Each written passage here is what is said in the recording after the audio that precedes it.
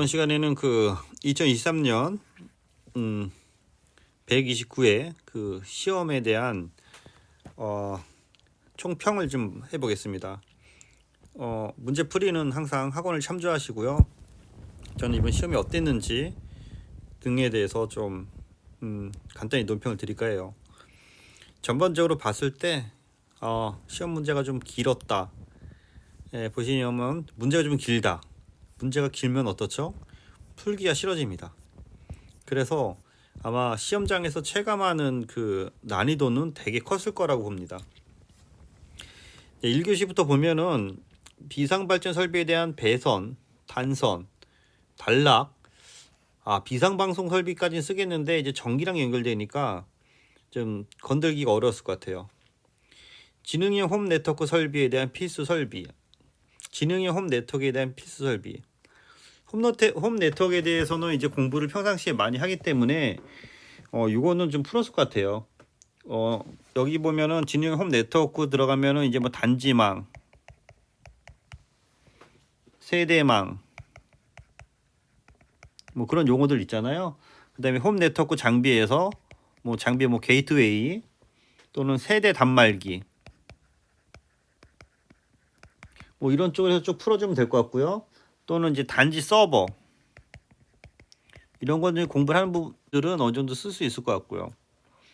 메타버스 1.0 메타버스만 아시는 분은 2.0을 좀 혼동스러웠을 것 같고요.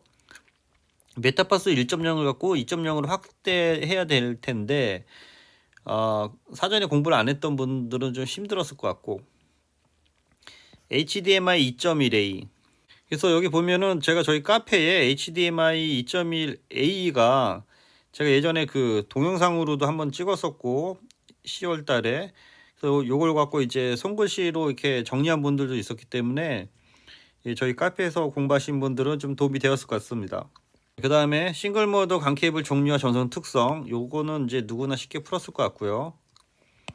광급자재 반입 관련 현장 독착도 설치도, 이 공공기관에 들어가는 그 자재에 대해서 얘기하는 건데 정 안 되면 이거 소설로 쓰면 되는 부분이고요. 7번 프리스 전송 방정식이죠. 이거는요. 프리스 전송 방정식은 무선 기본이기 때문에 이거는 풀 수 있었을 거고, 언더 샘플링, 오버 샘플링 반대기 때문에 풀 수 있었을 거고, 노치 필터는 우리가 밴드 패스 필터랑 밴드 스탑 필터가 있어서 밴드 스탑 필터로 이게 나왔으면 많이 풀었을 텐데 노치 필터로 나와서 손을 못 댄 분이 있지 않을까 싶고요. 그다음에 PEF Protected Extensible Authentication Protocol에서 보안 관련된 건데, 이것도 이제 평상시에 공부 안 됐으면은 막상 쓰려고 했으면 좀 힘들었을 것 같고, MCPTT에서 호재요 신호에 대한 그 프로토콜에서 요거는 MCPTT랑 그 SIP랑 해서 그 묶어서 또는 IMS 연계해서 이렇게 적어주면은 되지 않았을까 싶고요. 위성체 자세 제어, 삼축 제어 방식, 여기 카페에 보시면 그 시험 보기 전에 위성 자세 제어라든지 그런 것들을 어느 정도 이제 학습을 했고 가서 저희 카페에서 공부하신 분들은 좀 도움되지 않았을까 싶고요. 일반적으로 1교시는 이제 제가 만약에 시험을 본다라고 했으면은 제 기준입니다. 메타버스 2.0 건드렸을 것 같고요. 많이 몰라도 1.0에서 확대해서 좀 쓰는 방향으로, HDMI 2.1A는 예상 문제였고, MCPTT에서 이걸 좀 엮었을 것 같고, 위성은 요새 최근 위성 얘기가 많이 나오기 때문에 이걸 엮었을 것 같아요. 그래서 이제 풀 수 있는 것들은 1개, 2개, 3개, 4개, 5개, 6개, 7개, 8개다. 그래서 나머지 2개를 뭘로 쓰냐라는 게 이제 제일 핵심이었을 것 같은데, 제가 시험을 봤었으면은 버리는 문제를 이어서 선택을 해야 되는데 이 전기 쪽이기 때문에 1번 버렸을 것 같고요. 그 다음에 PEF 버렸을 것 같고요. 그 다음에 여기서 이제 3개를 갖고 이제 많이 고민을 했을 것 같은데, 저는 이제 수공이나 노치 필터를 버렸을 것 같은데, 노치 필터를 많이 모른다고, 전혀 몰랐다고 하면은 수공도 어떻게 소설을 쓴다고 하면은 만약에 여러분 입장에서 밴드 스탑 필터를 몰랐다고 하면 노치 필터를 당연히 버리겠죠. 그러면은 여기 수공하고 요 관급자재 관련돼서 이제 소설을 평상시에 훈련이 안 돼 있던 부분이기 때문에 평상시에 못 보던 문제이기 때문에 이걸 얼만큼 잘 풀어 써서 예를 들어서 다른 걸로 뭐 2점, 3점 맞을 거를 3점, 4점으로 해서 최대한 올렸으면 좋았을 시험이었다고 생각을 합니다. 그래서 전반적으로 1교시는 저는 이제 중상 정도의 그 난이도였다.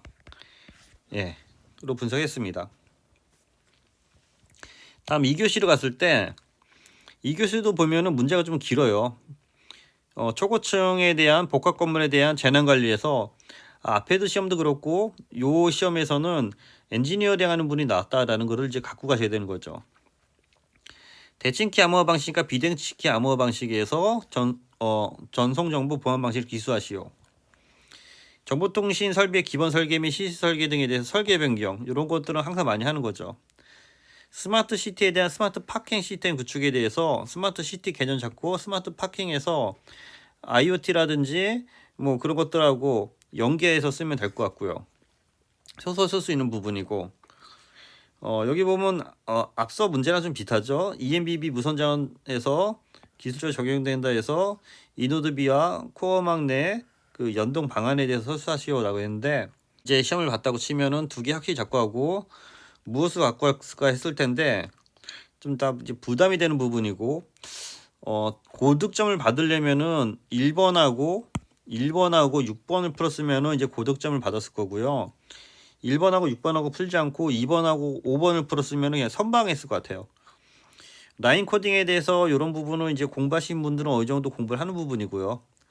그 다음에 대칭키랑 비대칭키에 대해서 이제 공부하는 부분이기 때문에 이번 시험은 2교시에서 공격적으로 가냐 아니면 방어적으로 가냐에서 그 당락이 좌우됐을 것 같아요. 그래서 1번하고 만약에 6번을 푸신 분들은 어느 정도 푸신 분들은 이제 점수 잘 받을 거고 1번하고 6번을 버리고 보수적으로 2번하고 5번으로 간 분들은 기본 점수라도 커버했으면은 잘한 교시다.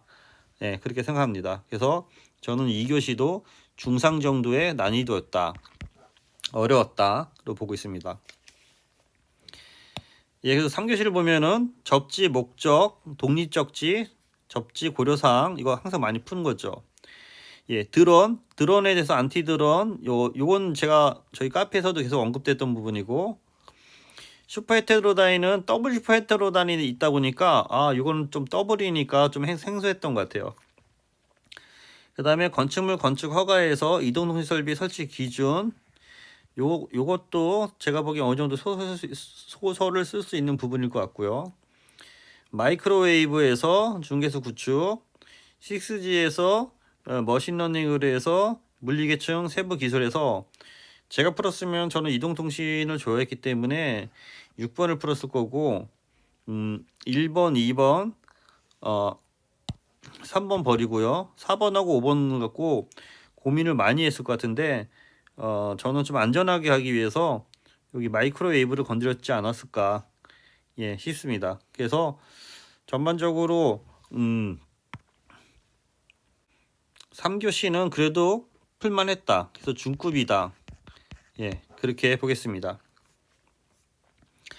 다음 4교시로 와서 4교시도 또 글씨가 많죠. 그래서 좀 많이 답답했을 것 같고 CCTV는 이제 많이 보던 건데 여기에서 이제 CBR, VBR 나오니까 요 CCTV에 대한 CBR, VBR에 대한 개념이 없으신 분들은 요걸 잡기가 좀 어려웠을 것 같고요. SNMP에서 장애 구현에 대한 운영 절차에서 SNMP 기반으로 이건 좀 풀면은 뭐 좋은 결과 있을 것 같고 이음 5G 특화망 주파수 공급 방식 활성화 방안에서 이음 5G에 대해서도 이제 많이 언급되는 부분이고 CCTV가 또 나오네요. 그래서 인공지능을 이용한 안면인식, 정보처리 기술, 검출 및 오탐 최소화 방안에서 이것도 주간기술 동향이라든지 거기서 많이 언급됐던 부분이기 때문에 소설을 쓸 수 있었을 것 같아요. IDC는 이번에 카카오 사태가 있었기 때문에 이건 예상 문제였다고 볼 수 있고요. 그래서 2번, 3번, 5번은 어느 정도 쓸 수 있었다. 그러면은 4번하고 6번을 이제 고르는 문제인데 6번이 제가 보기엔 좀 약간 애매한 문제인 것 같아요. ITS에서 억세스 네트워크 구축하고 SFP 있고 보호 절제.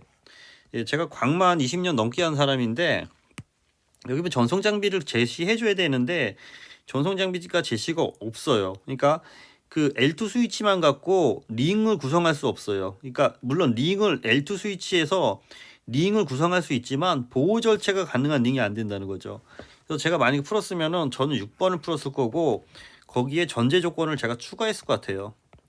전제 조건을 추가해서 앞단에 MSPP라든지 PTN이 있다라는 전제 하에 이 MSPP랑 PTN으로 해서 밑에 L2 스위치가 연결하는 그런 구성으로 해서 이 전제를 깔고 푸는 거고, 그랬을 때 MSPP로 했을 때의 링 토폴로지, PTN으로 했을 때 링 토폴로지를 각각 이렇게 풀어주면 되는데, 여기서 얘기하는 걸 쉽게 풀려고 하면은 MSPP로 저는 이거가 있다는 전제하에 MSPP에서 SNCP 링하고 BLSR 링이 있죠. 또는 MS 스프링 링이라고 하죠, 우리가. 이런 것들로 해서 이런 것들을 좀 풀어보면 전문가적인 냄새가 날 거기 때문에 MSPP의 그 링 보호 절차를 잡기 위해서 MSPP가 있다는 전제로 얘를 끌고 가서 저만의 답을 좀 풀었지 않았을까 싶습니다. 그래서 저는 제가 아마 4교시에서 많이 승부를 봤을 것 같고요. 그래서 전반적으로 4교시도 제가 보기에는 그래도 중상이었다. 그래서 3교시 빼고는 다 중상이었기 때문에 이번 시험은 전반적으로 중상이었다. 그래서 저희 결론은 어려웠다. 그러면 어떻게 해야 되냐? 시험을 끝까지 매 교시마다 최선을 다해서 포기하지 않고 끝까지 풀고 나온 분들 중에서 합격자가 나올 거로 보고 있습니다. 이것은 정답을 누가 맞추냐라기보다 정답과 최대한 근접하게 쓰고 나오고 한 문제도 포기하지 않은 분들한테 분명히 기회가 갈 것입니다. 이번 시험에도 누군가는 합격을 시켜야 되기 때문에 끝까지 시험을 포기하지 않은 분들, 본인의 답이 혹시 부족하더라도 그 전체적인 어떤 페이지를 3페이지에서 또는 3.5페이지, 많게는 4페이지 등 최소한 3페이지 이상 그 서술형을 쓰고 나온 분들은 그래도 좀 기대를 갖고 그 결과를 기다려 주시면 운이 좋으면은 합격의 길도 있을 수 있지 않을까. 왜냐하면은 전반적으로 시험이 어렵기 때문에 55점 이상 공부하신 분들이 심리적으로 많이 힘들어했던 시험이다 라고 저는 생각을 하고 마무리하겠습니다. 네, 감사합니다.